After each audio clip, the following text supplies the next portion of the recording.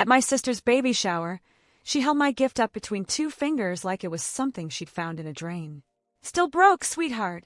My mother leaned into the microphone and told the room that Chelsea deserved luxury. That some daughters understand the assignment, and some are cautionary tales. 50 people laughed. I said nothing. 11 minutes later, a helicopter landed on the lawn, and a man walked through the doors holding a child's hand, and the child let go and ran to me. And the room found out who I actually was. My name is Caroline. I'm 34. For 10 years, my family thought I was the failure. Let me show you the receipts. The rented mansion in the Hamptons was suffocating in the way that only very expensive rooms manage.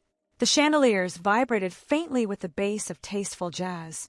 There were white lilies in every corner, so many of them that the smell had gone past pleasant and landed somewhere closer to a funeral home. It almost covered the smell of the room itself, which was superficiality, worn like a fragrance. I stood near the back, doing my best to blend into the cream wallpaper, holding a wrapped gift box against my chest. My sister Chelsea sat in the center of the room on a velvet high-back chair that had clearly been chosen because it resembled a throne. 30 years old, glowing with pregnancy hormones and an inflated sense of self-importance that our mother had been carefully watering since the day she was born. Around her feet was a mountain of pastel boxes, gifts from people who cared more about the names on the bags than the child inside her. Hovering beside her was our mother, Evelyn. Tailored silk, and a smile that never once made it as far as her eyes. Evelyn was the director of the whole performance. To her, a baby shower was not a celebration of a new life. It was a networking event, a chance to demonstrate to her country club friends that the golden child had married well. And then there was me. For the last decade, my family believed I was a struggling freelance graphic designer, living paycheck to paycheck in a small apartment, making promotional flyers for local diners. That was the story I let them believe. It was easier. It was also the only armor that ever worked against their appetite. The truth ran a little differently. When I was 24, our father died suddenly. That broke my heart. What broke it further was learning that his life's work, Caldwell Logistics, was drowning in debt.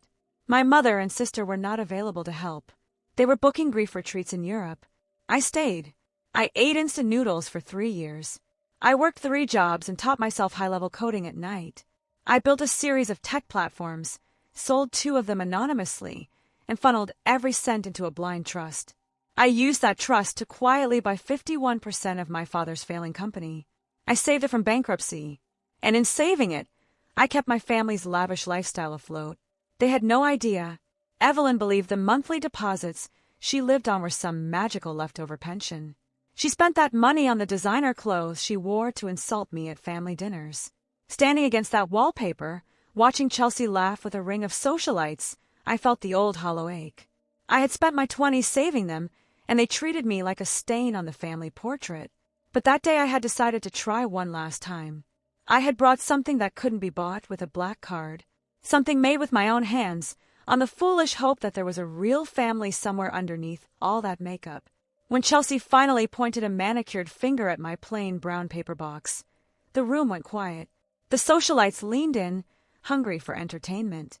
She tore the paper off fast, expecting a boutique label underneath.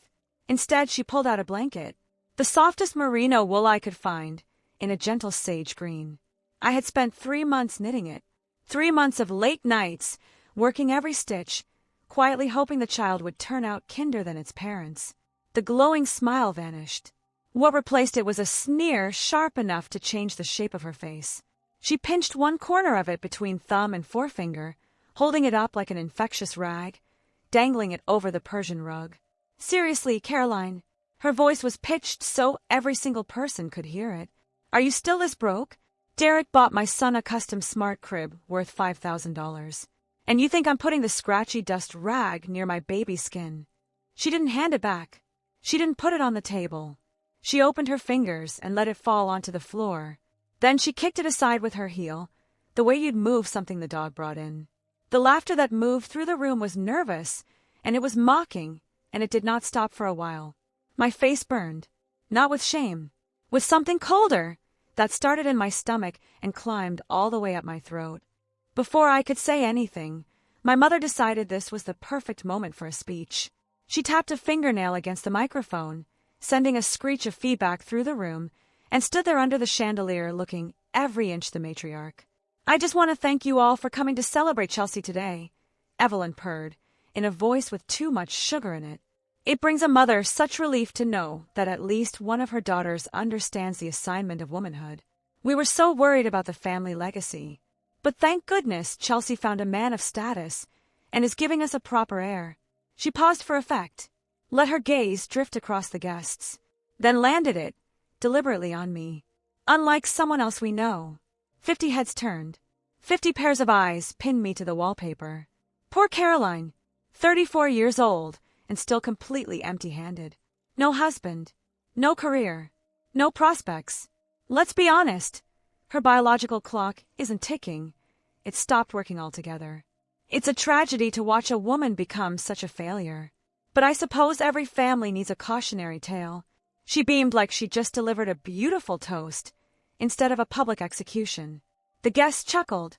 A few looked at their shoes. Most just stared at me with pity, which is the more expensive kind of cruelty.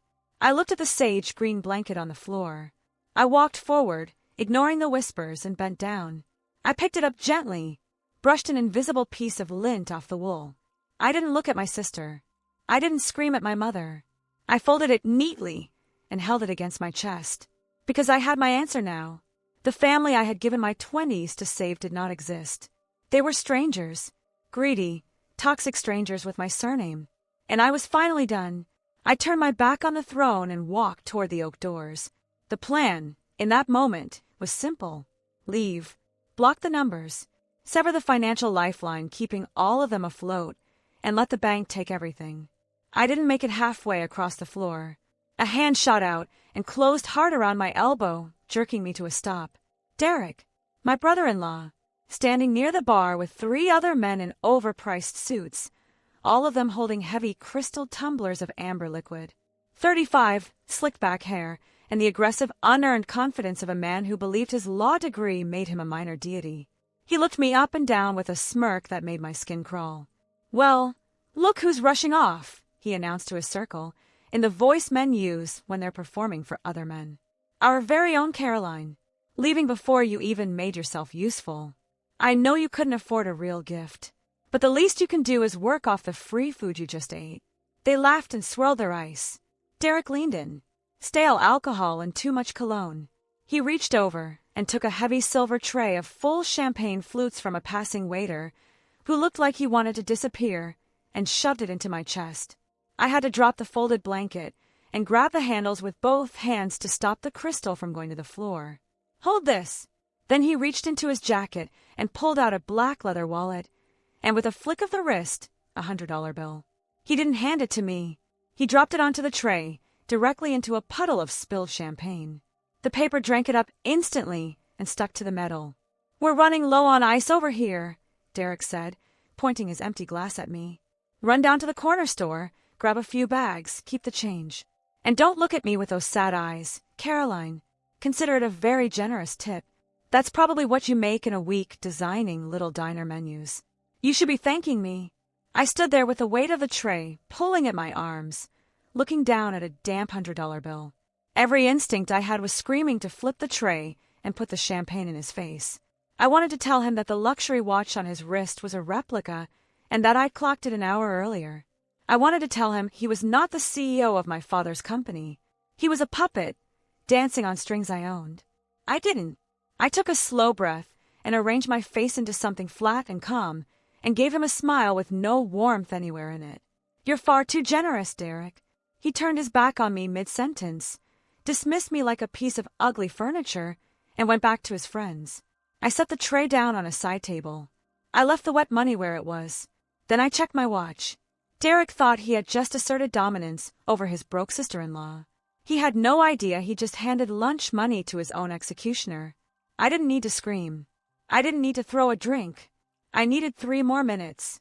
The vibrations started in the floorboards before the sound arrived. The crystal on the tables began to dance, clinking against itself in a rising rhythm. The throbbing grew into a roar that shook the whole rented mansion. Outside, the manicured lawn whipped into a frenzy. Towering floral arrangements went over and skated across the grass. The sky darkened, and a sleek black private helicopter descended into the center of the garden. The room came apart. Women gasped. Men spilled drinks rushing to the windows. This wasn't a news chopper or a medical transport. It was the kind of machine that silently announces unlimited resources. The rotor slowed.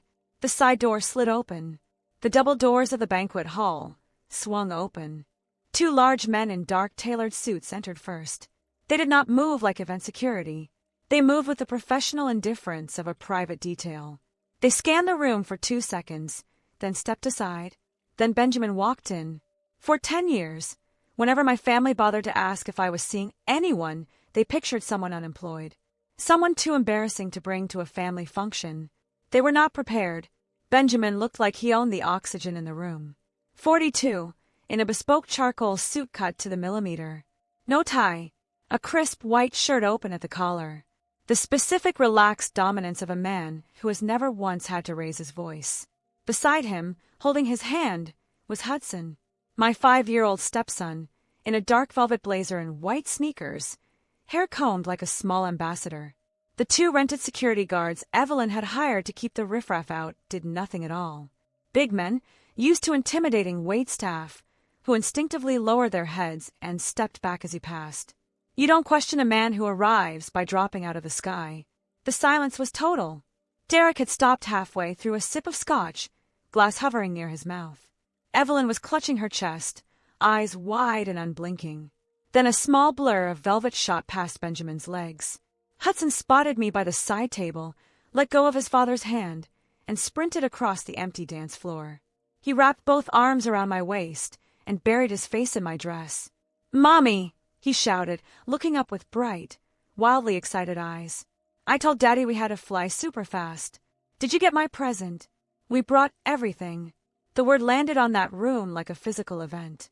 It bounced off the vaulted ceilings and went into the ears of every socialite and every family member present.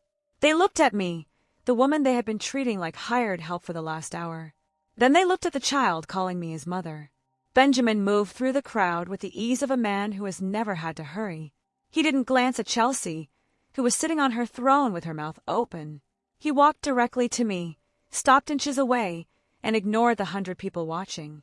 He cupped my face in his hands, thumbs brushing my cheekbones, and pressed a kiss to my forehead.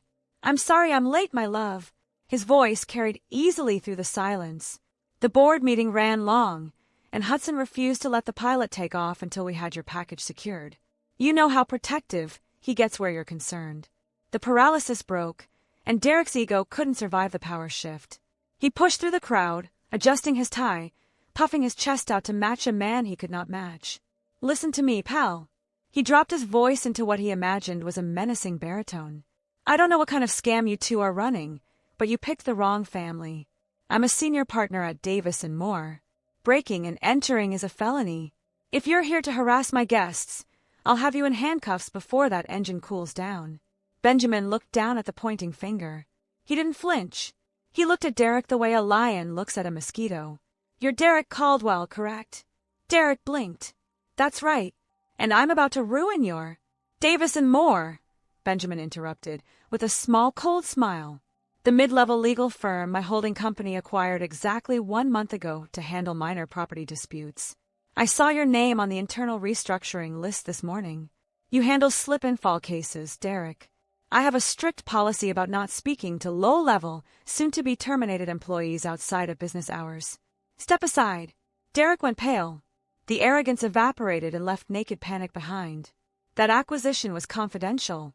He was standing there doing the math on how this man knew and coming up short. He stumbled backward. Benjamin ignored him and knelt to Hudson's level. "Go ahead, buddy. Give Mommy her real gift." Hudson beamed and pushed a heavy midnight blue velvet box into my hands, gold crest on the lid. My hand shook slightly as I opened it. It wasn't jewelry. It was a single thick linen document. A property deed. The penthouse at 157 West 57th Street.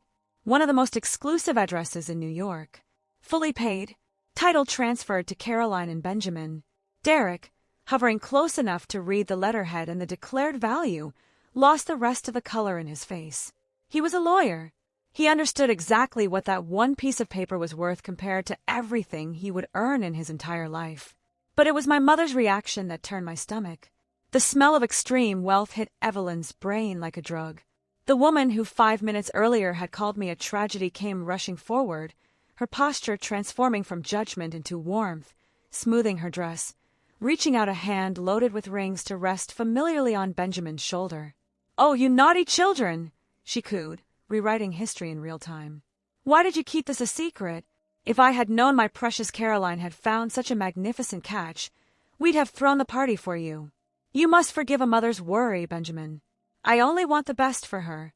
Her fingers were an inch from his jacket when I snapped. I swung my arm and slapped her hand away. The sound went off like a gunshot in that room. Evelyn recoiled, clutching her hand to her chest, her mouth opening and closing. "Do not touch him." My voice shook with about 30 years of stored material.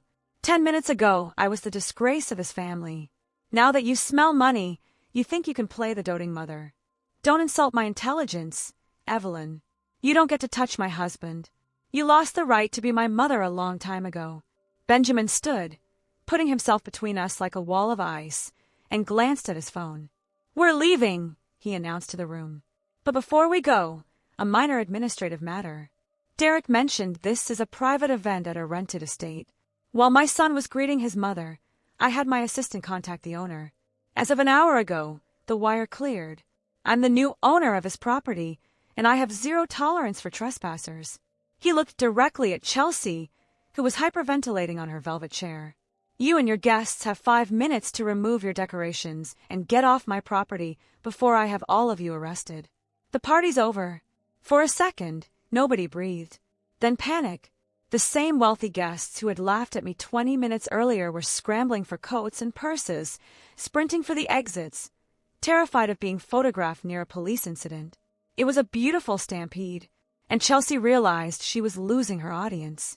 The spotlight had moved to me, and she would burn the building down before she allowed that. A shrill scream tore across the room. She doubled over on the floor, clutching her stomach. "My baby!" she wailed, face contorted. "Oh, God, the pain. You're killing him, Caroline. Your stress is killing my son." It was Oscar work. Derek dropped to his knees, shouting for an ambulance, pointing at Benjamin. "Look what you've done. If anything happens to my son, I will sue you for everything you own." I looked down at my sister writhing on the floor. I remember being 12 and watching her fake an asthma attack to get out of a math test. Weaponized victimhood was her oldest, most reliable trick. Then I saw the fear in Hudson's eyes while she screamed, and whatever was left of my heart finished hardening. We turned around and walked out to the helicopter and left them in it. The flight back to Manhattan should have felt like a victory lap. The city glittered underneath us. The phone in my hand was vibrating like a hornet's nest. Derek did not go to the hospital to comfort his supposedly dying wife. He went to war. He used his gutter press contacts, and by the time we crossed the water, my screen was solid with notifications. He'd written a masterpiece of fiction. The articles said I had violently attacked my high-risk pregnant sister in a jealous rage, then abandoned her mid-medical crisis to fly off with my billionaire sugar daddy. They ran a cropped photo of Chelsea crying on the mansion steps, framed to make her look destitute, with her luxury SUV neatly cut out of the shot. Derek was quoted as an anonymous close family friend, expressing deep concern that I had been brainwashed. I made the mistake of reading the comments. Thousands of strangers who knew nothing about my life calling me a parasite, demanding boycotts of Benjamin's companies. Derek knew he couldn't beat Benjamin in a courtroom, so he was trying to win in the court of public opinion, betting we'd write a settlement check just to make it stop. Benjamin saw the reflection of it in the window. He reached over, took the phone gently out of my hands, switched it to airplane mode, and put it in his pocket. "Don't give them your energy, Caroline. This is the thrashing of a drowning man. He thinks if he splashes hard enough, someone will come and save him." Then my second phone rang. The emergency line. The only number my family had. Evelyn. Some small, stupid, 5-year-old part of me thought she might be calling to apologize. I answered, "Caroline, darling." Her voice was frantic, but not with worry. It was the manic register of somebody holding a winning ticket. "Have you seen the news? There are reporters camped on my lawn. They're offering me $50,000 for an exclusive about how jealous you always were of Chelsea. Cold spread through my chest. What do you want, Evelyn? I want to protect you, of course. The lie arrived without a pause. But legal fees are so expensive. If I went on television and told them the truth, well, it would ruin you. So if I refuse the interview, I'd need to be compensated for the lost opportunity. Transfer $1 million to my account by tomorrow morning, or I have a slot booked on the morning show at 9. And trust me, darling, I will cry on cue. She hung up. I sat looking at a black screen, while the last invisible thread connecting me to my mother finished snapping. She wanted $1 million to keep her mouth shut about a daughter who had been paying her mortgage for a decade. I picked up Benjamin's phone, took it off airplane mode, and called my private wealth manager. Marcus! My voice came out with nothing in it at all. The Family Preservation Trust. Issue a hard stop payment immediately. Cut the credit cards. Freeze the accounts. Cut all of it off. Let them starve. Before we get to the part where the paperwork does the talking, if this file is holding your attention, hit the like button, subscribe, and tell me in the comments what city you're listening from. Every comment pushes this to more people who appreciate a clean verdict. Now, back to it. While the world outside was burning with rumors and the paparazzi fought for position on my mother's lawn, I was sitting in the climate-controlled silence of a conference room in Midtown. It was Sunday morning. Evelyn expected me to be crying in a bathroom. Derek expected me to be drafting a press release begging for mercy. They were both wrong. I wasn't reacting to their circus. I was reloading. Across the table sat Graham, my private attorney, the man who had managed my blind trust for 10 years. Sharply dressed, in his 50s, rarely smiles. He was smiling now. He slid a thick leather portfolio across the polished wood. Inside it was the secret that was going to turn my family's blood cold. For 3 years, Derek had been strutting around the headquarters of Caldwell Logistics like the undisputed king of the castle. He fired people who looked at him wrong. He leased company cars he couldn't afford. He called himself Chief Executive Officer. And in all that time he had never once bothered to check who actually owned the chair he was sitting in. When my father died, I bought 51% of the voting shares through an anonymous shell corporation called Janus Ventures. To Derek, Janus Ventures was a silent partner on a piece of paper, a faceless entity that signed the checks and stayed out of his way. He had no idea the silent partner was the sister-in-law he mocked for being poor. Every time he insulted me at a family dinner, he was insulting his boss. It's worse than we thought, Caroline. Graham tapped a column of red ink with his pen. Derek has leveraged the company assets to cover his own personal debts. He's treating the corporate accounts like a piggy bank. We found shell vendors, offshore wires. The operating account is empty. Payroll is due in 3 days, and there is zero liquidity. He looked up. Technically, as majority shareholder, you could fire him for cause, effective immediately. The embezzlement alone is enough to send him to federal prison for a decade. I looked at the numbers. It was tempting. 1 phone call. Security walks him out of the building with his things in a cardboard box. I could have watched him cry by lunchtime, but that was too easy and too quiet. Derek wanted a media war. Don't fire him yet, Graham. I closed the folder. Let him feel completely safe for 1 more day. Let him think he's winning. Because when I pull the rug out from under him, I want him standing as tall as possible. So the fall breaks every bone in his career. I learned how the first domino fell from the screaming voicemails left on a blocked number. Monday morning, uptown, in a marble-floored boutique on Fifth Avenue, Evelyn was soothing her bruised ego the only way she knew, spending money she hadn't earned. She stood at the counter holding a limited edition handbag made of ostrich leather that cost more than a reliable used car, and she was being loud about it, making sure the whole store understood she was a woman of importance despite the media storm currently parked on her lawn. I'll take it. She threw her platinum card onto the glass with a dismissive clatter. And don't bother wrapping it. I'll wear it out. I have a reservation at Le Bernardin in 20 minutes, and I despise being kept waiting. The young sales assistant smiled the smile of someone counting hours, picked up the card and inserted it. The machine buzzed. She frowned, pulled it out, rubbed the chip, tried again. Buzz. Evelyn tapped her shoe, checking her reflection. Hurry up. Your machine's obviously broken. Or perhaps your internet is as cheap as your customer service. The assistant looked up, flushing. I'm so sorry, ma'am. The card's been declined. The silence afterward was heavy enough that the security guard by the door looked over. Evelyn laughed, a sharp, incredulous bark. Don't be ridiculous. That is a platinum card with an unlimited limit. Run it again. Declined. She tried the magnetic strip. Declined. Evelyn's face began to model a dark, ugly red. She dug through her purse and pulled out the backup. The black card. The one reserved strictly for emergencies. Try this one. She shoved it across.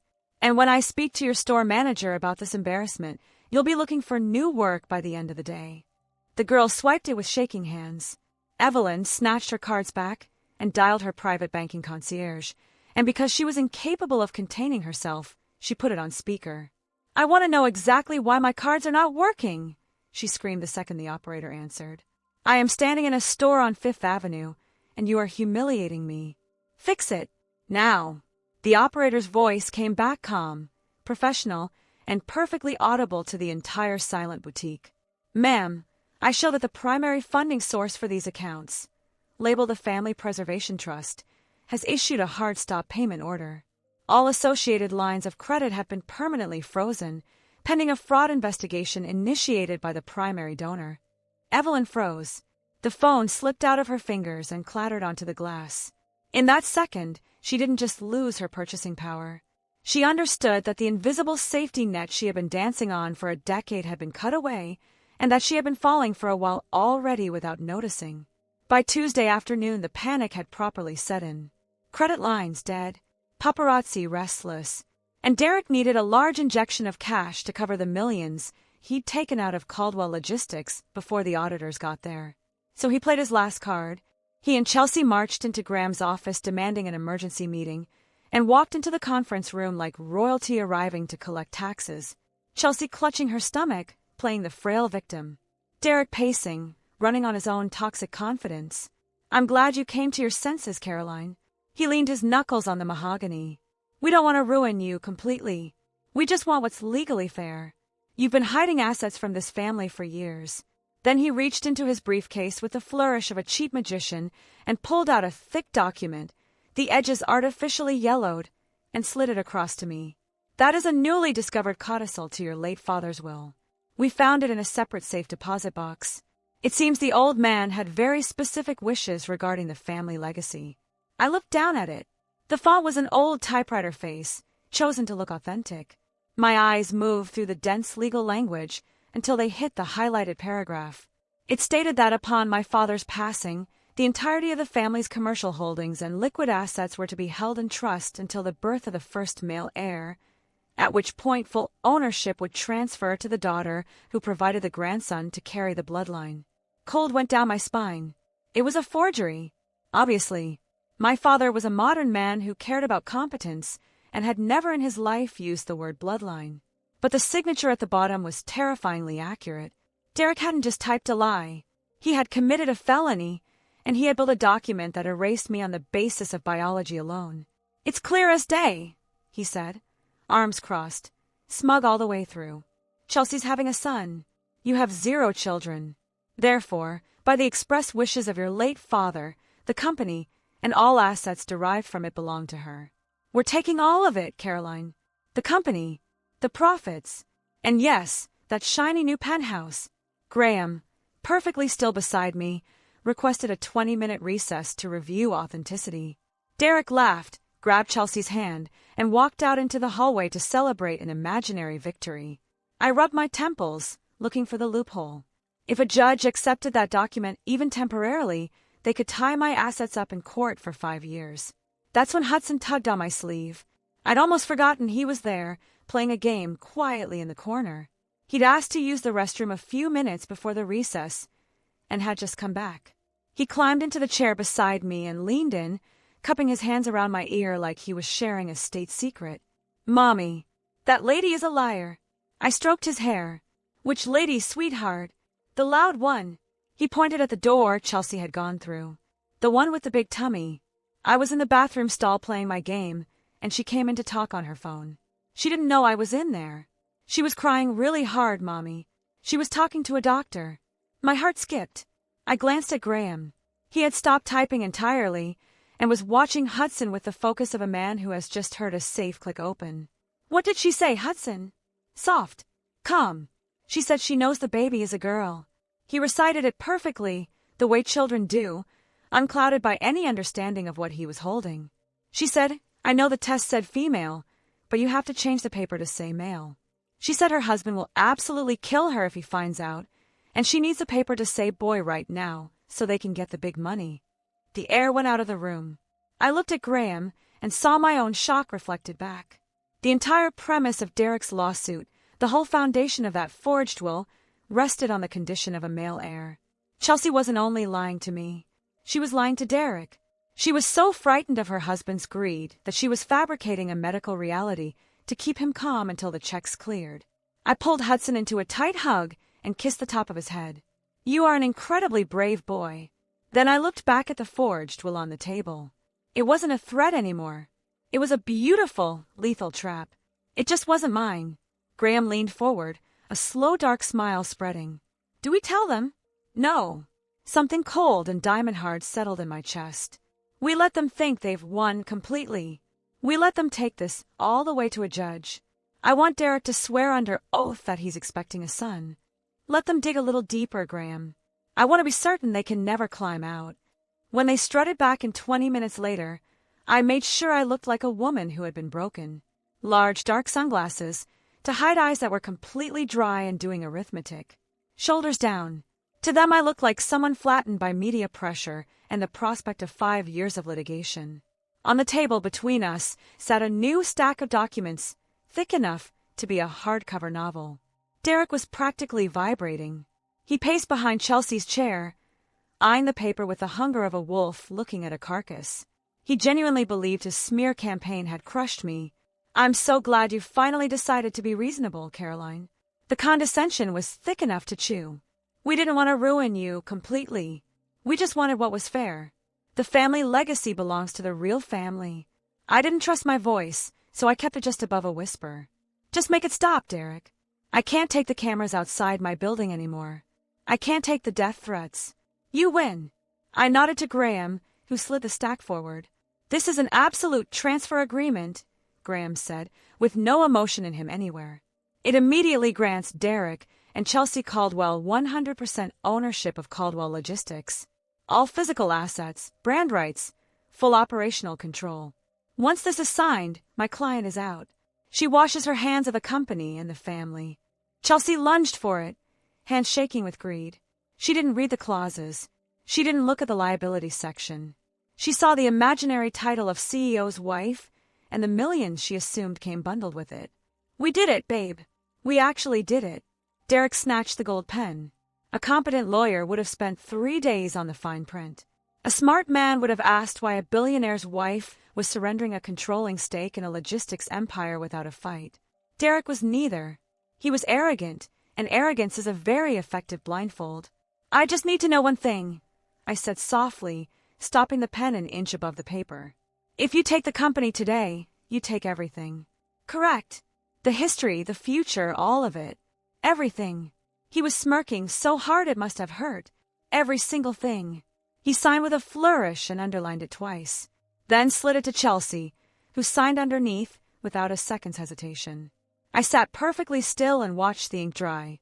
I watched them high-five across the table. I watched Derek pour a glass of sparkling water and raise it in a mocking toast to my face. He had no idea what he had just done. He didn't know Caldwell Logistics was insolvent. He didn't know that by signing that specific document, he had personally guaranteed every corporate loan I had stopped paying 3 days earlier. He thought he'd just become a tycoon. In reality, he had just become the poorest man in the building. Done. He slammed the folder shut. Now get out of my sight. And Caroline, don't expect an invitation to the christening. I stood, adjusted my sunglasses, and walked to the door, heels clicking. I didn't look back. I didn't need to. As it clicked shut behind me, I heard Graham clear his throat. I'll file these with the state immediately. His voice came muffled through the wood. But as the new majority shareholder and CEO, there's one immediate compliance issue you'll need to address, Derek. As of yesterday, Caldwell Logistics is carrying $10 million in toxic debt to various creditors. If you look at Clause 14, Paragraph C of the document you just signed, you'll see the provision regarding debt assumption. A long pause, then the sound of paper being turned very fast. By assuming full ownership, the assignee accepts full personal liability for all outstanding corporate obligations, meaning that debt is no longer shielded by the corporate veil. The bank can now come directly for your personal assets. Your house, your cars, your savings. Congratulations on the acquisition, Derek. You are now the sole owner of a $10 million deficit. I smiled, stepped into the elevator, and pressed the button for the lobby. It took exactly 3 hours for the audacity to arrive at my door. I was standing in the marble foyer of the penthouse, looking at the view Derek had tried and failed to steal when the private elevator chimed. I hadn't buzzed anyone up. Chelsea had apparently bullied the doorman, using her new imaginary title. The doors opened on my sister, flanked by 3 heavy vintage Louis Vuitton suitcases. She did not look like a woman who had just inherited a corporate empire. She looked like a queen arriving for a coronation. She breezed past me without a greeting and dropped her handbag on a console table worth more than her SUV. This will do nicely. She surveyed the living room with a critical eye. A bit modern for my taste, but the view is acceptable. Derek's working late at the office cleaning up the mess you left behind, so I've decided I'm going to stay here for a few weeks. She didn't ask. She announced it, the way you'd announce weather. My doctor said I need absolute quiet and zero stress for my son's sake. You can take the small guest room, Caroline. I'll need the master suite. The mattress is better for my back. Now be a dear and brew me some herbal tea. My throat's parched from all the negotiating. I stared at her.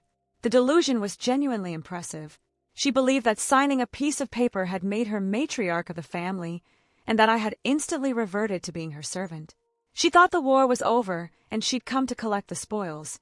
She was standing on a live mine asking me about tea. I didn't argue. I walked over to the elevator and pressed the call button. The doors reopened.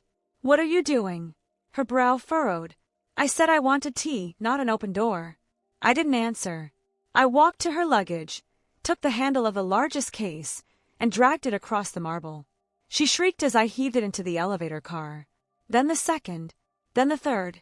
Hey, those are extremely expensive. What do you think you're doing? I turned to face her and planted my feet, blocking the way back into my home. I'm doing what I should have done 20 years ago, Chelsea. Nothing sisterly left in my voice at all.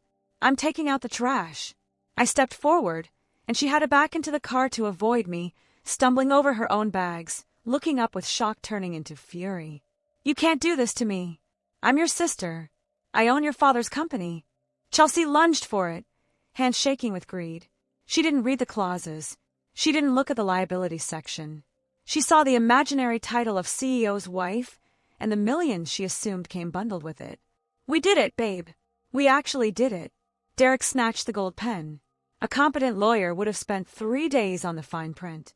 A smart man would have asked why a billionaire's wife was surrendering a controlling stake in a logistics empire without a fight. Derek was neither. He was arrogant, and arrogance is a very effective blindfold. I just need to know one thing, I said softly, stopping the pen an inch above the paper. If you take the company today, you take everything. Correct. The history, the future, all of it. Everything. He was smirking so hard it must have hurt. Every single thing. He signed with a flourish and underlined it twice. Then slid it to Chelsea, who signed underneath without a second's hesitation. I sat perfectly still and watched the ink dry. I watched them high-five across the table. I watched Derek pour a glass of sparkling water and raise it in a mocking toast to my face. He had no idea what he had just done. He didn't know Caldwell Logistics was insolvent. He didn't know that by signing that specific document, he had personally guaranteed every corporate loan I had stopped paying 3 days earlier. He thought he'd just become a tycoon. In reality, he had just become the poorest man in the building. Done. He slammed the folder shut. Now get out of my sight. And Caroline, don't expect an invitation to the christening. I stood, adjusted my sunglasses, and walked to the door, heels clicking. I didn't look back. I didn't need to. As it clicked shut behind me, I heard Graham clear his throat. I'll file these with the state immediately. His voice came muffled through the wood. But as the new majority shareholder and CEO, there's one immediate compliance issue you'll need to address, Derek. As of yesterday, Caldwell Logistics is carrying $10 million in toxic debt to various creditors. If you look at Clause 14, Paragraph C of the document you just signed, you'll see the provision regarding debt assumption. A long pause, then the sound of paper being turned very fast. By assuming full ownership, the assignee accepts full personal liability for all outstanding corporate obligations, meaning that debt is no longer shielded by the corporate veil. The bank can now come directly for your personal assets, your house, your cars, your savings. Congratulations on the acquisition, Derek. You are now the sole owner of a $10 million deficit. I smiled, stepped into the elevator, and pressed the button for the lobby. It took exactly 3 hours for the audacity to arrive at my door. I was standing in the marble foyer of the penthouse, looking at the view Derek had tried and failed to steal when the private elevator chimed. I hadn't buzzed anyone up. Chelsea had apparently bullied the doorman, using her new imaginary title. The doors opened on my sister, flanked by 3 heavy vintage Louis Vuitton suitcases. She did not look like a woman who had just inherited a corporate empire. She looked like a queen arriving for a coronation. She breezed past me without a greeting and dropped her handbag on a console table worth more than her SUV. This will do nicely. She surveyed the living room with a critical eye. A bit modern for my taste, but the view is acceptable. Derek's working late at the office cleaning up the mess you left behind, so I've decided I'm going to stay here for a few weeks. She didn't ask. She announced it, the way you'd announce weather. My doctor said I need absolute quiet and zero stress for my son's sake. You can take the small guest room, Caroline. I'll need the master suite. The mattress is better for my back. Now be a dear and brew me some herbal tea. My throat's parched from all the negotiating. I stared at her. The delusion was genuinely impressive. She believed that signing a piece of paper had made her matriarch of the family, and that I had instantly reverted to being her servant. She thought the war was over, and she'd come to collect the spoils. She was standing on a live mine asking me about tea. I didn't argue. I walked over to the elevator and pressed the call button. The doors reopened. What are you doing? Her brow furrowed. I said I wanted tea, not an open door. I didn't answer. I walked to her luggage, took the handle of the largest case, and dragged it across the marble. She shrieked as I heaved it into the elevator car. Then the second, then the third. Hey, those are extremely expensive. What do you think you're doing? I turned to face her and planted my feet, blocking the way back into my home. I'm doing what I should have done 20 years ago, Chelsea. Nothing sisterly left in my voice at all. I'm taking out the trash.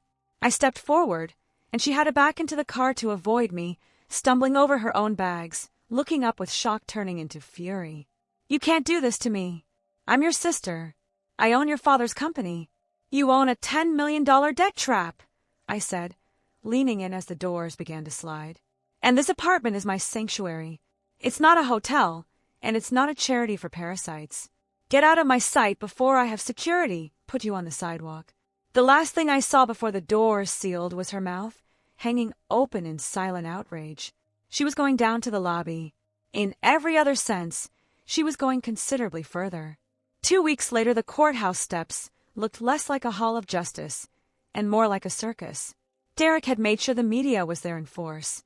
He stood in front of the microphones, wearing a practiced mask of righteous indignation, telling a story about a simple, hard-working lawyer duped by his sophisticated billionaire sister-in-law. Inside, he was suing for fraudulent inducement, trying to avoid the transfer contract and force me to reassume the $10 million he'd signed his name to. He was also pushing the forged will, claiming I was hiding assets that belonged to his unborn son. I sat at the defense table beside Graham in a navy suit and watched the show. The real theater started when the bailiff called the plaintiff's first witness. Evelyn rose from the gallery, dressed for the part.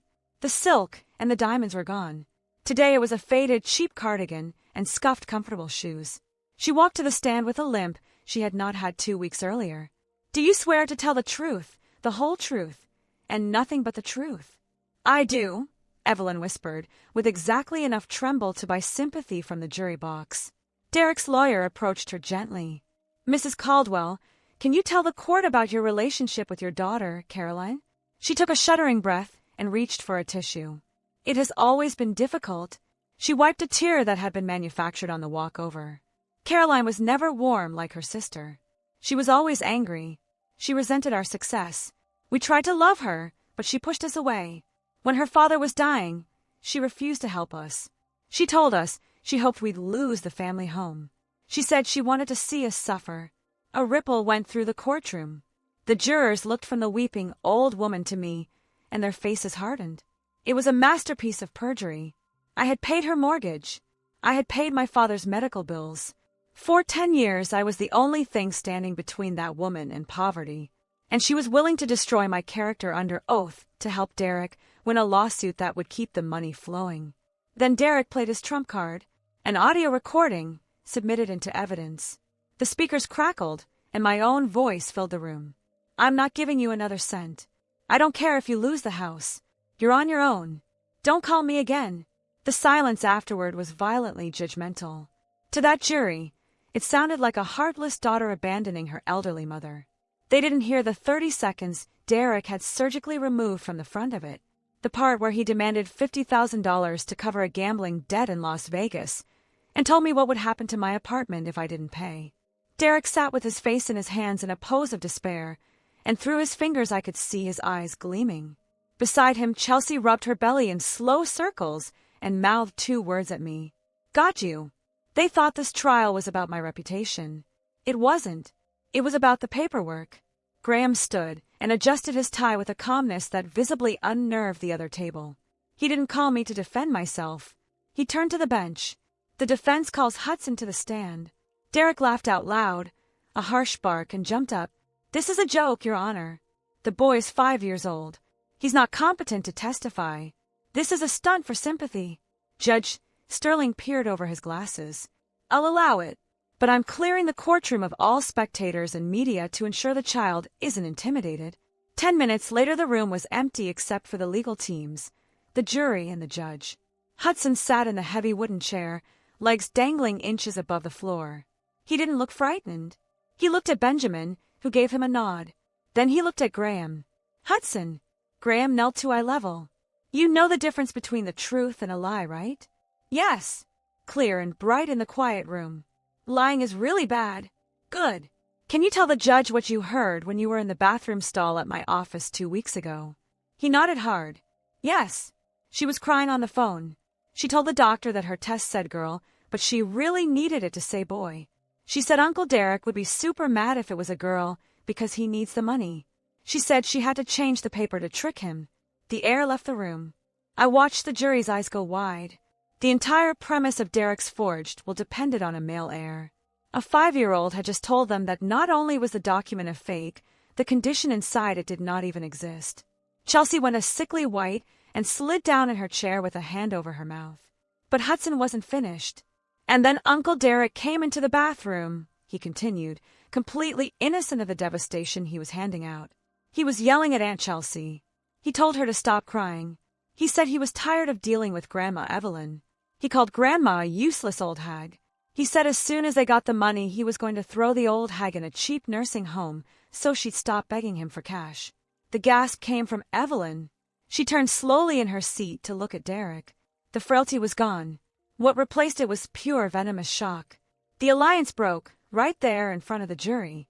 Derek sat frozen, mouth opening and closing, watching his own arrogance and his wife's lies get read into the record by a child in a velvet blazer. Judge Sterling brought the gavel down through the noise. The room was vibrating. I was not. Hudson had destroyed their moral standing. I was there to destroy their financial future. I signaled Graham. He handed me the black portfolio that had been sitting untouched on our table all morning. I stood, smoothed my jacket, and faced the bench. I'm not here to argue about who loves whom, Your Honor. I'm here to discuss the actual assets of Caldwell Logistics. The plaintiff claims that by hiding my personal wealth, I defrauded the family company. The reality is that the company has been defrauding me for 5 years. Derek scoffed loudly, scrambling for footing. You were a graphic designer, Caroline. You made flyers. Don't stand there and pretend you contributed anything of value to a logistics empire. I ignored him and opened the portfolio, pulling out a series of large technical blueprints and software schematics. Each one dated, signed, and notarized. I hold the complete schematics for the modular shipping container tracking system that is currently Caldwell Logistics' best-selling product. I held the first sheet up. It accounts for 60% of their annual revenue. You launched it 3 years ago, Derek. You took the credit in the trade magazines. You called yourself a genius. He shifted in his chair. So what? You drew it while working for our company. That's company property. Any first-year law student knows that. That would be true, I replied, and let a genuinely cold smile arrive, if I had ever actually been an employee. But as you and my mother have pointed out repeatedly, in this courtroom and in the press, I was never on the payroll. I was never issued a paycheck. I was never given an employment contract. According to your own tax filings, which I have here, I was officially classified as an uncompensated family volunteer. Graham slid the documents across to the judge. Because you were too cheap to pay me a salary and too arrogant to give me a contract, I was never legally an employee of Caldwell Logistics. I turned and looked directly into his panicking eyes. Which means, under intellectual property law, I'm an independent contractor who retains full copyright ownership of all work created. I never assigned those rights. I never signed a transfer agreement. The software your clients use to track millions of dollars in shipments was written entirely by me. And as of this moment, I'm revoking your license to use any of it. Graham stood and handed a formal cease and desist to the bailiff. Your Honor, we're filing an immediate injunction blocking Caldwell Logistics from using my client's designs. We're also countersuing for 5 years of backdated royalties and copyright infringement. After deducting legitimate operating expenses, the net profit derived from her stolen intellectual property stands at exactly $15 million. And since Mr. Caldwell has just signed a contract assuming full personal liability for the company's debts, that $15 million will be coming out of his personal assets. Derek went from pale to gray. He understood the trap far too late. He had fought so hard to prove I was nothing to the company that he had proved the company owned nothing of mine. He owned a factory. I owned the product. Without those designs, Caldwell Logistics was a warehouse full of scrap metal. He wasn't just bankrupt. He was obsolete. But I wasn't finished. The doors at the back of the courtroom swung open with deliberate weight, and Benjamin stepped through carrying one thin blue folder. He bypassed the gallery entirely and walked straight through the gate to the bench. Your Honor, while my wife has established her ownership of the intellectual property, my corporate team has completed a forensic audit into the misappropriation of Caldwell Logistics funds. We found where the missing capital went. Derek tried to stand and object. His legs had stopped taking instructions. He had the face of a man watching a wave come in. Benjamin placed the folder on the bench. The defendant claims the company is insolvent due to market conditions. The bank records tell a different story. We found a series of recurring withdrawals, labeled ambiguous consultant fees. Here is a corporate card statement showing a $20,000 charge at a diamond jeweler dated 3 days before the baby shower. And here is a recurring $5,000 monthly charge for a luxury residential lease on the Lower East Side. He turned his gaze to Chelsea, frozen in her chair. Mrs. Caldwell, I notice you're not wearing a new diamond necklace, and I assume you're not living in a luxury apartment occupied by a 22-year-old woman named Vanessa. The name went off like ordnance. Chelsea's eyes went wide with real horror because she knew exactly who Vanessa was. Vanessa had been the receptionist at the law firm. The pretty young one Chelsea had forced Derek to fire a year earlier because she felt threatened. She's your mistress, Benjamin said, his voice going to ice. You stole millions from a failing company to fund a lifestyle for a woman who is not your wife. You used the corporate account to pay her rent while simultaneously suing Caroline for failing to support your family. The courtroom erupted. Chelsea made a sound that was half scream and half sob, looked at Derek with a hatred pure enough to strip paint, and lunged. She threw herself across the gap, clawing at his face, screaming. Manicured nails opened 3 red lines down his cheek. He stumbled backward into the defense table, sending legal documents flying up into the air like the world's saddest confetti, while 4 bailiffs converged. The gavel banged over and over. It didn't sound like a call for order. It sounded like a bell at a funeral. It took 4 bailiffs to pry a hysterical Chelsea off Derek, who was cowering against the wood paneling holding his bleeding face. In the middle of it, Evelyn stood up, trembling. She looked at the wreckage of her golden family. She looked at the son-in-law she had championed over her own flesh and blood. the man she had happily conspired with to ruin my life. Then she turned to Graham with a dawning horror that had nothing at all to do with the violence in front of her. He told me he was investing my pension. She grabbed his sleeve with a shaking hand. Derek told me he just needed me to sign a simple liquidity guarantee for the company last month. He promised me my house was safe. Graham looked down at her. He did not offer 1 ounce of pity. He opened a file and pointed at a signature page that had been admitted into evidence hours earlier. He lied to you, Evelyn. Flat. Almost bored. That was a cross-collateralization agreement.